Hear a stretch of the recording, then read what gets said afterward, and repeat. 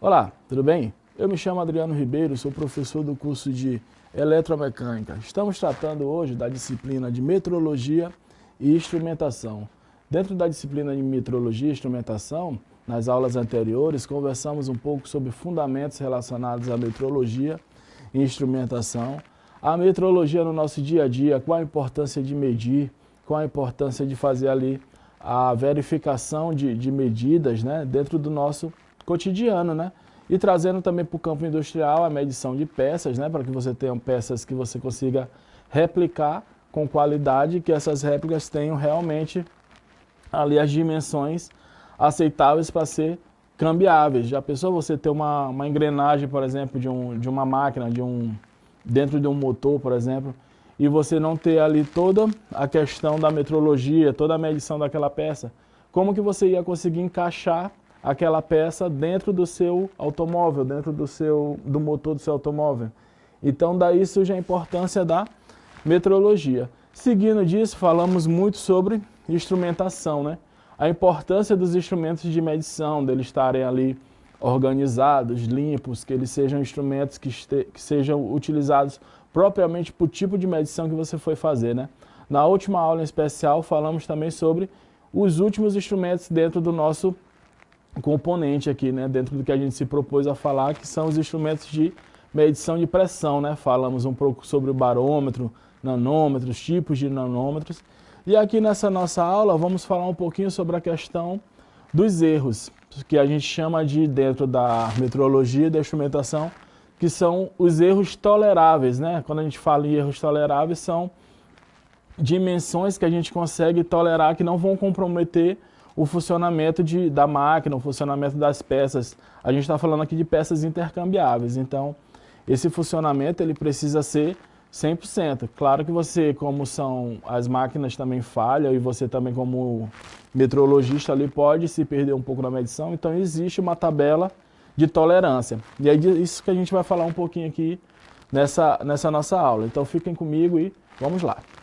Quando a gente fala de tolerância, a gente está falando justamente da variação que é permitida na dimensão de uma peça.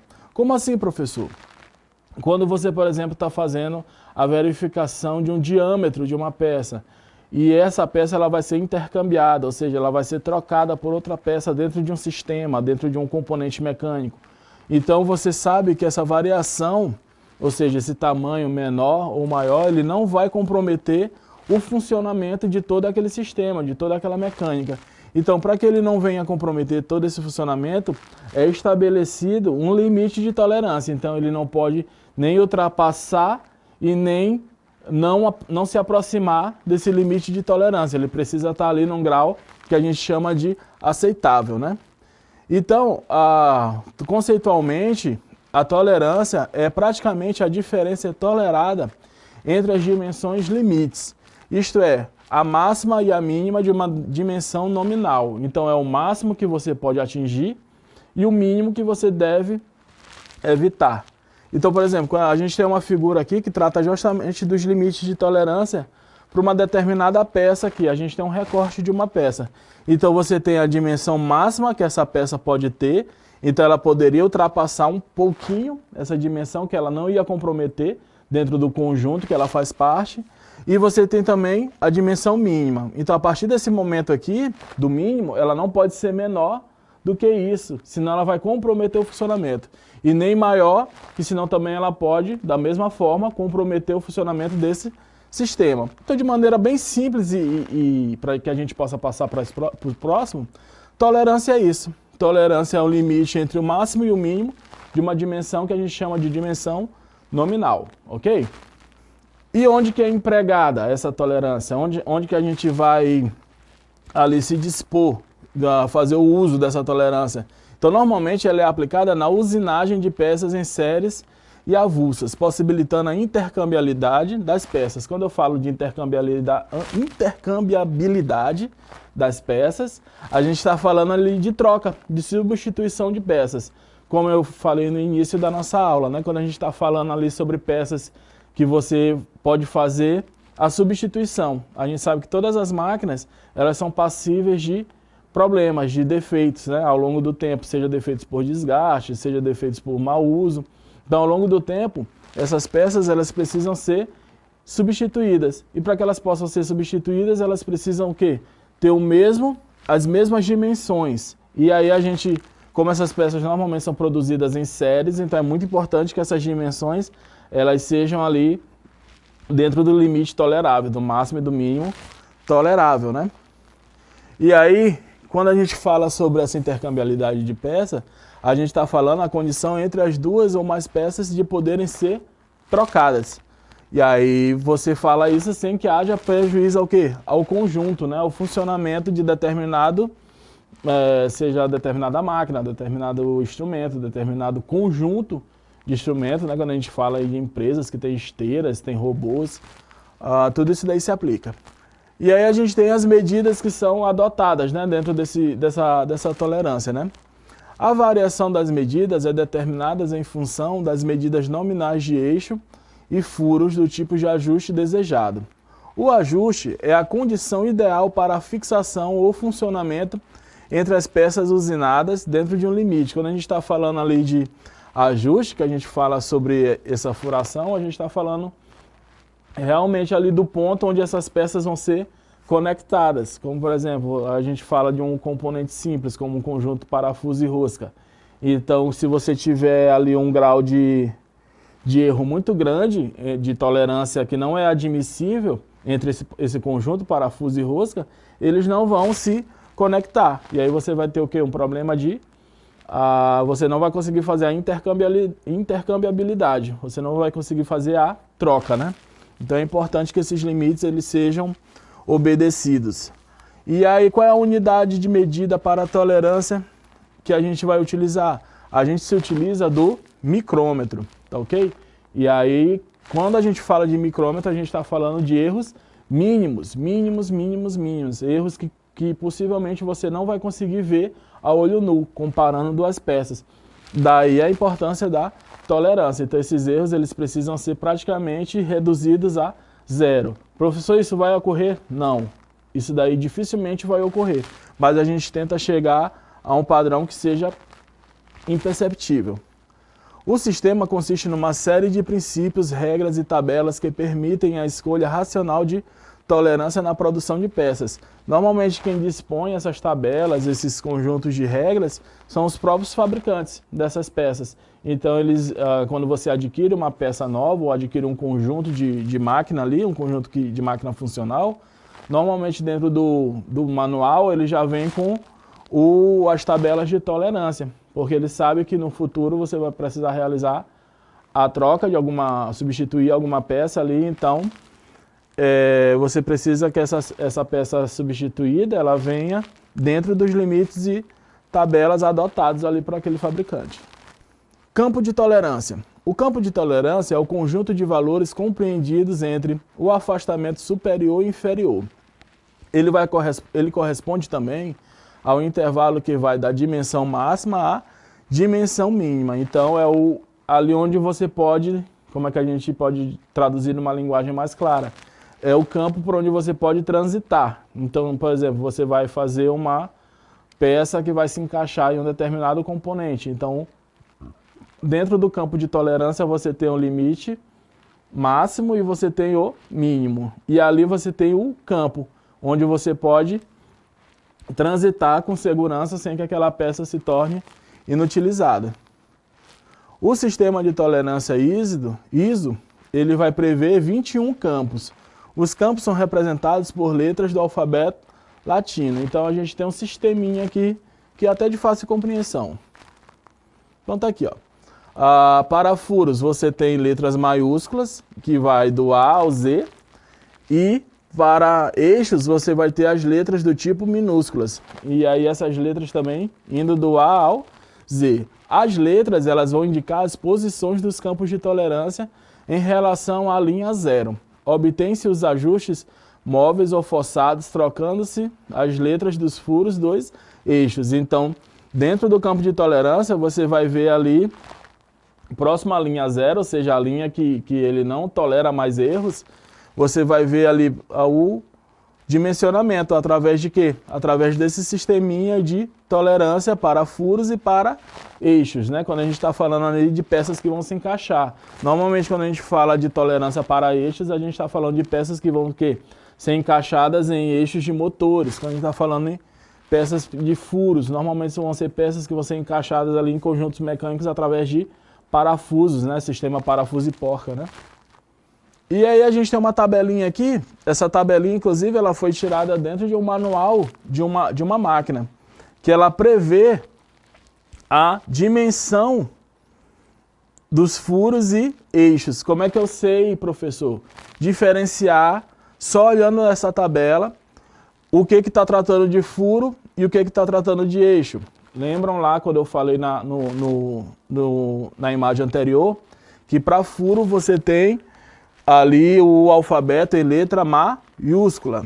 E para eixo você tem um alfabeto em letra minúscula. E esse arco que ele está formando é todo o limite tolerado que ele pode ser mexido. Então dentro desse limite aqui desse arco, tudo isso daqui ele pode ser intercambiável, sem que comprometa o funcionamento, tá ok? Então ele pode ser intercambiável de toda essa região aqui, observando também a questão da linha zero. Se passar da linha zero, então essa peça ela já não é mais, ela já não vai conseguir mais ser admitida dentro daquele conjunto, tá ok?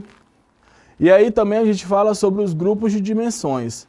O sistema de tolerância foi criado para a produção de peças intercambiáveis com dimensões entre 1 a 500 milímetros. Esses valores foram reunidos em 13 grupos de dimensões, para simplificar o sistema e tornar mais prática a sua utilização.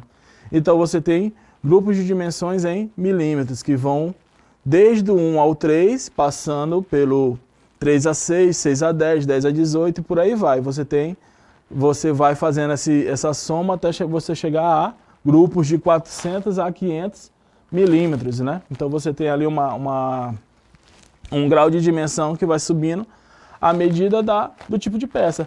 Então tem peças que não vão admitir dimensões maiores do que 1 e 3 milímetros, mas tem peças que podem sim admitir dimensões de 400 até 500 milímetros. Vai depender muito do tipo de peça que você vai estar ali intercambiando, né? Qualidade de trabalho é o grau de tolerância e acabamento das peças. A qualidade de trabalho varia com a função que as peças desempenham nos conjuntos ou máquinas e o tipo de trabalho que a máquina vai realizar. Então, às vezes, tem peças que elas não precisam passar por um fino acabamento, porque o trabalho que ela vai desempenhar não necessita que ela sofra esse fino acabamento, que ela passe por esse fino acabamento. Então, você vai perder tempo, e sabe que tempo dentro da indústria é primordial. Então, tem peças que, sim, que elas precisam de um fino acabamento. E quem vai dar essa qualidade de trabalho também, dentro da metrologia, é a tolerância, né? Então, ela que vai fornecer ali a qualidade de acabamento das peças. Ela que vai dizer se uma peça precisa ser finamente acabada ou se ela consegue trabalhar de uma maneira mais abrupta, né? Mais dura ali, mais bruta, sem precisar de um fino acabamento, né? E aí o sistema ISO ele também vai estabelecer, por essa razão, 16 qualidades de trabalho. Então aqui a gente também tem uma tabela, né? Que são capazes de ser adaptadas a qualquer tipo de produção mecânica. Essas qualidades são designadas por IT1 a IT16. Então são os graus de acabamento, né? Os graus de qualidade dessa peça. Então você tem acabamentos aí dos mais abruptos aos mais polidos, né? Aos mais refinados. Aqui a gente tem uma tabela que mostra essa dimensão, né, da qualidade. Então, por exemplo, vamos falar de algumas aqui. A qualidade de 1 a 5. Você tem um tipo mecânico que ele precisa ser um componente, ele é chamado de extra precisa. Então, calibradores, particularmente, eixos de máquinas, ferramentas como fresadores, retificadores e outros. São exemplos de componentes que precisam ser extra precisos. Os que são muito precisos, do tipo 6, também entra ali eixos de máquinas, fresadoras, retificadoras, certo? Vamos lá para o extremo, vamos lá para as que não precisam de grande acabamento. Você tem ali de 12 a 16, que são as do tipo grosseiras, né? Construção de estruturas metálicas brituradas, britadores, construção de peças isoladas, fundição, forjamento. Então aqui, dependendo do grau, a gente tem um nível de especificação do mais grosseiro ao menos grosseiro. Lembrando que o mais grosseiro ele vai estar ali no campo de 12 a 16 e o mais preciso, o mais refinado, ele vai estar ali entre o campo de 1 a 5. Ainda falando sobre controle de aparelhos verificadores, a gente fala sobre as principais generalidades, né? Ou melhor, adentrando, né, sobre o assunto de controle de aparelhos verificadores. Os calibres com limites e os outros verificadores comuns são controlados durante a utilização ou depois do uso por meio de aparelhos de laboratório, observando-se as seguintes recomendações. A primeira recomendação que a gente trata é sobre a precisão dos aparelhos, que precisam ser de 1 micrômetro, com amplitude mínima de 1000 micrômetros, né, para aferição de aparelhos como verificador de padrão, na dimensão exata ou com peça tipo de igual forma geométrica, a fim de que as deformações elásticas locais sejam idênticas na peça e no padrão e não interfiram na dimensão. A gente está falando agora aqui de quem vai fazer o controle dessas peças, né, dentro do sistema. Claro que a gente não vai... Como é que você, dentro de um sistema de uma produção séria, que produz 1000 peças, 5000 peças por hora ali, você não vai sair medindo de uma a uma, né? Então você precisa ter dos aparelhos, o controle ali dos aparelhos verificadores. Ainda falando sobre recomendação, é necessário também que você tenha um equilíbrio de temperatura, tão perfeita quanto possível e realizada a 20 graus Celsius. Professor, onde que eu vou achar que eu vou conseguir fazer esse equilíbrio de temperatura? Dentro dos laboratórios de metrologia. Nas primeiras aulas a gente tratou sobre os laboratórios de metrologia, né? Igualdade de pressão de contato durante a aferição e dimensões para manter constantes as deformações elásticas globais. Ou seja, quando esses controladores eles vão ser aplicados, eles não devem exercer uma pressão muito grande e nem deixar de exercer caso seja necessário. Então tudo isso daqui pode influenciar na dimensão dessa peça.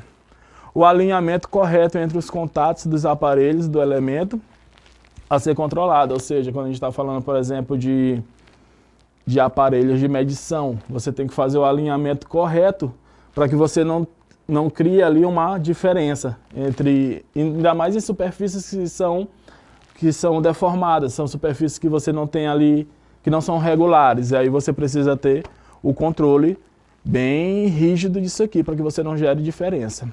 Também tem a recomendação de verificação das dimensões pelo cálculo da média de diversas leituras, isto depois da aferição final, que garante que a regulagem inicial foi conservada. Então, no início, quando você vai utilizar esse controle, você vai realizar os cálculos de verificação, e no final você vai realizar novamente os cálculos de verificação, para saber se ele desregulou ao longo do tempo. Se os cálculos baterem, então é sinal que a medição ali foi perfeita, né, a aferição. Controle dos calibres com limites. As tolerâncias de aferição de calibres com limites, com dimensões fixas, são estabelecidas com rigor razoável, que garante boa utilização de duração. A tolerância do lado não passa, acha-se situada a uma distância igual de cada lado limite teórico. A tolerância do lado passa pelo contrário, fica sempre dentro do limite da peça a verificar. Assim, o desgaste progressivo do calibre aproxima ligeiramente antes que o mesmo se torne possível. Essa questão de desgaste a gente conversou bastante quando a gente estava falando de conservação, né, desses elementos. Então, se por acaso a ponta desse calibrador estiver desgastada, isso daí vai influenciar na medição. Lembre-se que a gente está falando de medições mínimas aqui, né? A gente está falando de micrômetros. Então, até sujeira na superfície disso daqui pode influenciar, né? Professor, de que eu vou achar uma peça tão pequena? Você pode achar em câmeras, você pode achar em celulares. Então, celulares você tem peças ali microscópicas. Então, essas peças elas também são medidas. Não pense você que elas são ali simplesmente organizadas. Elas precisam também passar por critérios de medição. E esses daqui são alguns exemplos que a gente pode encontrar no dia a dia. O tacômetro do tipo analógico, né, que a gente encontra normalmente dentro das indústrias, que ele vai ter ali o relógio de verificação. Lembra quando eu falei que tinha ali o RPM sendo multiplicado por 100, né, aqui dentro da escala de 100. Aqui uma versão digitalizada que a gente encontra aí, pode encontrar, se você tiver necessidade de comprar, até em sites especializados você já consegue comprar desses outros modelos. E é isso aí, galera. Espero que tenha ficado claro e até a próxima. Tchau!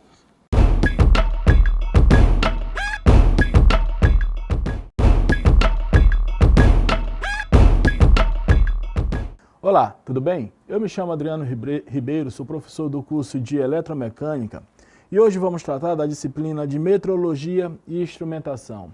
Ao longo da disciplina, nas aulas anteriores, conversamos um pouco sobre o princípio da metrologia, a necessidade de inserir a metrologia dentro do nosso cotidiano, do nosso dia a dia, correto? Hoje vamos dar continuidade a esse estudo, ainda falando sobre alguns instrumentos relacionados à metrologia. Então, espero que vocês continuem comigo e vamos lá. Ainda sobre instrumentos de metrologia, vamos falar hoje sobre os instrumentos medidores de pressão. A gente sabe que dentro da indústria, nos mais diferenciados tipos de segmentos, você tem a necessidade de realizar o controle dessa pressão. Muitos desses aparelhos, desses sistemas, dessas máquinas, elas se utilizam dessa pressão, essa pressão de gás, a pressão de vapor. Então, é extremamente importante que você tenha um instrumento preciso para realizar essa medição dessa pressão, a fim de que ele não seja desregulado e possa gerar algum problema, né, para esse equipamento, para essa máquina, né? Então, aqui a gente faz a classificação dos sistemas de medição de pressão e vácuo. De modo que temos 3 grupos de instrumentos com os quais podemos medir essa pressão. Então, aqui é muito importante que a gente faça a verificação que cada um desses instrumentos vai se adequar melhor ao tipo de situação. Então, nós temos o instrumento 1, que é o instrumento do tipo mecânico, nós temos o instrumento 2, que é o instrumento do tipo elétrico, e o instrumento do tipo por ionização, que é o terceiro. Dentro dos instrumentos mecânicos, a gente trata da coluna, o tubo em U, o MC Leod, o barômetro, que é um dos mais conhecidos, a cuba, a campanulas invertidas. Dentro do elástico, nós vamos tratar sobre o nome do instrumento, é o de Bourdon, espiral, hélice. Temos também o instrumento de Foley, né? E o diafragma, que é um dos mais conhecidos dentro da elástica, né? Dos medidores de pressão do tipo elástico. E temos também os elétricos. Dentro dos elétricos nós temos as resistências, a capacitação, que você tem ali os capacitores, né? O strain gauge e entre outros. E por ionização nós temos o catodo aquecido, o nomômetro de tubo de U, que é considerado pelo seu funcionamento simples, bem como a sua construção. Temos nesse medidor de pressão uma eficiência considerável. Então a gente tem aí uma ampla utilização dele por ele ser, além de ele ter um fator de confiabilidade muito grande, ele tem uma eficiência muito boa, ele acaba sendo um dos medidores mais baratos que a gente tem aqui no mercado para estar utilizando. Então ele vem bem a calhar para diversos tipos de operações dentro da indústria, justamente por ter o custo ali diminuído, né? E aí agora vamos falar um pouco sobre a construção e o funcionamento desse tipo de medidor de pressão. Então ele vai consistir basicamente em um tubo de vidro de diâmetro interno, nunca inferior a 5 milímetros, dobrado em formato de U, contendo geralmente H2O ou Hg. Vai ser a água ou o mercúrio, né? As pressões aplicadas em ambos os tubos produzem uma diferença entre as alturas das colunas, indicando assim o diferencial de pressão. Então ele parte de um processo e de uma configuração extremamente simples. Ele vai se basear na pressão desses dois líquidos que você vai ter ali dentro, e aí ele vai gerar ali um diferencial dentro dessas duas pressões. A partir desse diferencial, você vai conseguir fazer a medição dessa pressão a fim de estabilizar, se for o caso, né? E aí você tem o que agindo ali? A pressão atmosférica, né? Agindo nesses líquidos, né?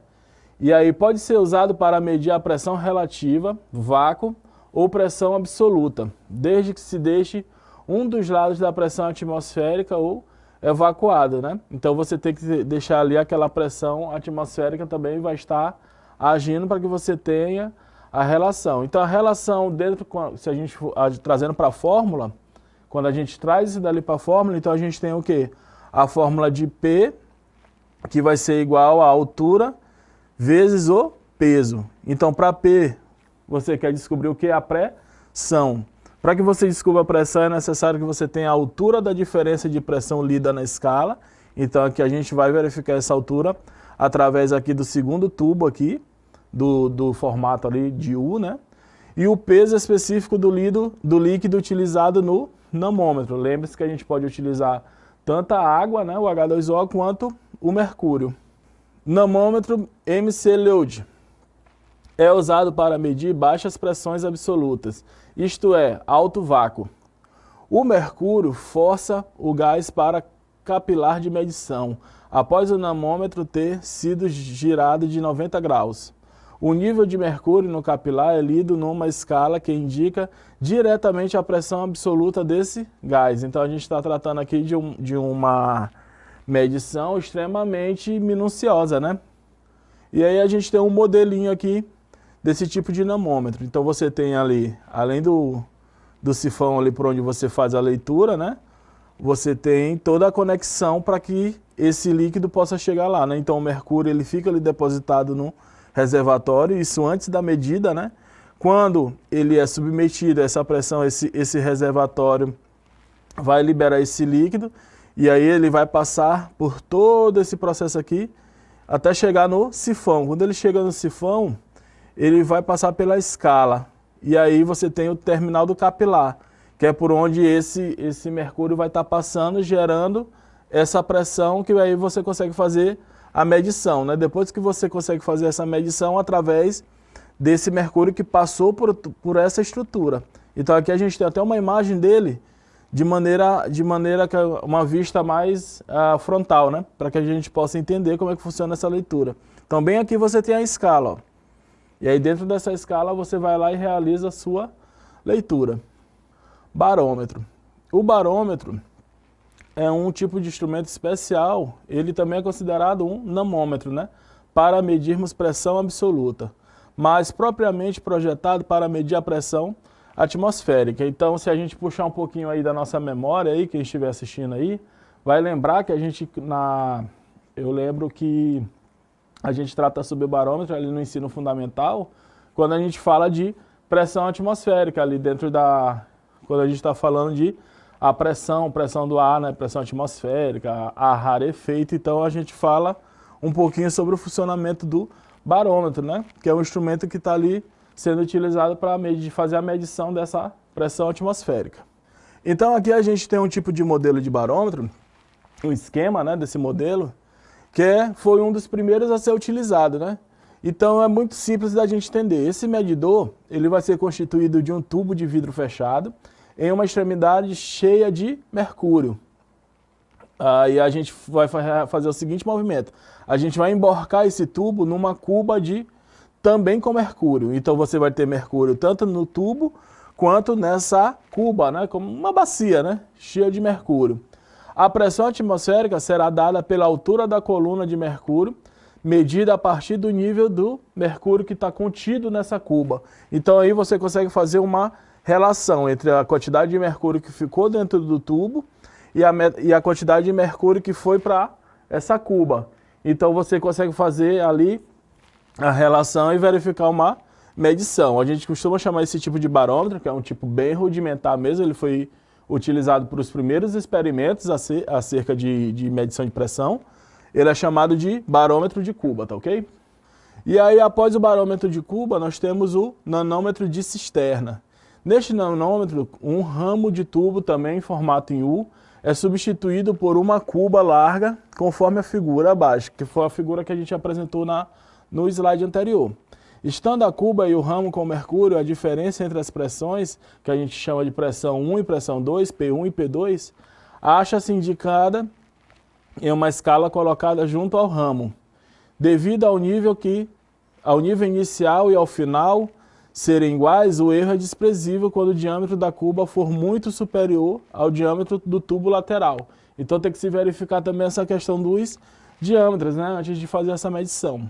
Aqui a gente tem um modelo que a gente consegue analisar bem essa questão da diferença entre as pressões. Então, para que a gente tenha uma maior precisão na medição das pressões baixas, a gente vai utilizar nanômetros de tubos inclinados. Assim, uma pequena diferença no nível de mercúrio da cuba apresenta uma grande mudança na posição do mercúrio no tubo inclinado. Então a gente vê uma diferença aqui que a gente consegue eliminar aquela questão da igualdade lá que a gente tem no início do processo, né? Fazendo com que você utilize esse tubo inclinado e aí você vai ter uma diferenciação, eliminando aí a possibilidade de erro, né? O último desses do tipo mecânico, você tem aqui a campanulas invertidas. Este nanômetro é composto de um sistema semelhante a uma balança, na qual os dois pratos são substituídos por campanulas invertidas, que são parcialmente submersas em óleo. As pressões são admitidas no interior de ambos as campanulas, que se movem pela diferença entre suas pressões. O ponteiro ligado a um braço da balança indica a pressão diferencial da medida. Então, o movimento dessas campanulas, que nada mais são do que como se fossem ali, é bem parecido com pistões ali, eles vão fazer movimentos de acordo com a pressão. E aí você tem um movimento muito parecido, como eles estão interligados, você tem o mesmo movimento tipo de gangorra ali mesmo, como se fosse uma balança mesmo. E aí você tem aqui os dois tipos de pressão, né? A pressão do processo e a pressão atmosférica, né? E aí o líquido que é levado em consideração para ser medido ali como um líquido que está sofrendo, se submetendo a essa pressão, vai ser o óleo, né? E aí em cima você tem ali como se fosse o fiel da balança, né? Bem no meio ali você tem uma marcação, um medidor apontando ali, e aí você consegue fazer a medição através daquele ponteiro, tá ok? Saindo dos medidores de pressão mecânica, vamos aos medidores de pressão do tipo elásticas. O primeiro que a gente vai tratar é o medidor de pressão chamado Bourdon. E aí o nanômetro de Bourdon, que tem em formato C, consiste em um tubo metálico de paredes finas achatadas para formar uma secção elíptica e recurvado para formar um segmento de círculo. Uma extremidade acha-se adaptada para a ligação com a fonte de pressão e a outra está selada e pode-se movimentar livremente. Aqui a gente tem uma imagem que ajuda a gente a entender, né? Só falando fica meio complicado, mas aqui a gente consegue entender como que funciona esse instrumento. Então, a gente, se tivesse uma imagem aqui, você conseguisse abrir esse relógio para verificar como esse ponteiro está se movimentando, então você ia ver que além do ponteiro você tem o tubo, né, de Bourdon, você tem o início desse movimento elíptico, né, dessa mola, como a gente pode dizer, e aí ele fica livre do movimento. Então aqui é o ponto que você vai ter o contato com a superfície que você está interessado em realizar a medição de pressão. Então, a partir desse momento aqui, desse conector que a gente tem aqui, ele já começa a fazer a verificação da pressão de maneira analógica. Tem também o tipo espiral. Estes namômetros, eles utilizam de um tubo de Bourdon, também achatado, formado por uma espiral com diversas voltas. Com a pressão aplicada à extremidade aberta, a espiral tende a desenrolar, transmitindo um movimento bastante grande à extremidade livre. Por meio de uma ligação simples, o movimento é transferido para o braço do ponteiro, não havendo necessidade de coroa e de pinhão, como o caso do anterior, né? Então, no caso do anterior, a gente, além da fita achatada elíptica, você tinha a presença de coroa e pinhão. Nesse aqui, não. Ele já não vai contar com essas peças dentro do relógio de pressão. E aí, quando eu falo relógio de pressão, eu estou sempre me referindo a esse medidor aqui. A gente sabe que não é um relógio propriamente dito, porque não está mostrando as horas, mas aí a gente chama de relógio de pressão, porque é uma linguagem informal, mas que você pode escutar sendo utilizada aí quando você estiver se deparando com esse tipo de instrumento, tá ok? Então, por aqui, você tem a entrada da pressão dos processos, né? Dependendo ali, normalmente ele é instalado ali dentro de tubulações, dentro de locais por onde você quer verificar a pressão, né? Normalmente são tubulações de óleo, de gás, ok? E aí ele vai ter essa Bourdon toda feita em espiral. E é o menor movimento de pressão aqui em cima, toda essa espiral aqui vai se movimentar até a extremidade. E esse movimento ele acaba sendo aumentado, potencializado até a extremidade, que vai fazer o movimento do ponteiro. E aí a gente vai ter o movimento do ponteiro aqui dentro do mostrador de pressão, ali, o relógio de pressão, como a gente chama. O de hélice. O de hélice é um nanômetro também muito similar ao tipo espiral, sendo que o tubo achatado de Bourdon é enrolado em formato de hélice. Então a gente só vai ter uma diferença na estrutura, né, desse daqui. Enquanto o outro, você viu ali que todo o tubo era achatado e enrolado mesmo como se fosse um caracol, aqui não, ele já vai ser um pouquinho, ele vai ter um formato mais de hélice. Então ele vai descendo ali para que você tenha... Mas aí o princípio de funcionamento é bem parecido, a extremidade também vai ser presa a um ponteiro, para que quando ele receba, quando ele admita uma pressão, aquele ponteiro ali vai se mexer de acordo com a pressão também utilizada, né? Vale lembrar aí que a gente também se utiliza de materiais que eles não vão ter tanto diferenciação relacionada à temperatura, né? Para que isso daí não venha influenciar na medição.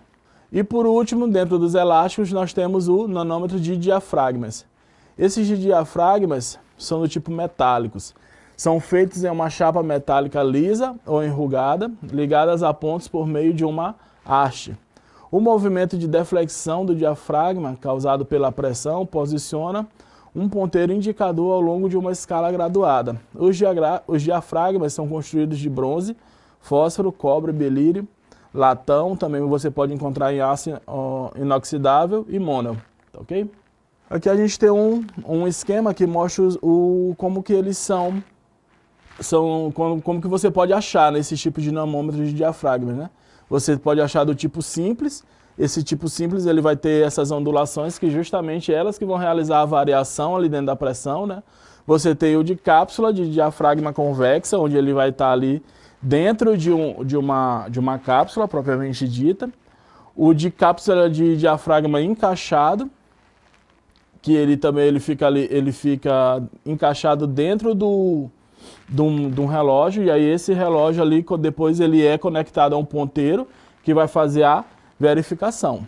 E é isso aí, galera. Espero que tenha ficado claro e continue conosco, aprendendo, desfrutando aí das nossas aulas. É sempre um prazer aí estar com vocês aí. Muito obrigado e até a próxima.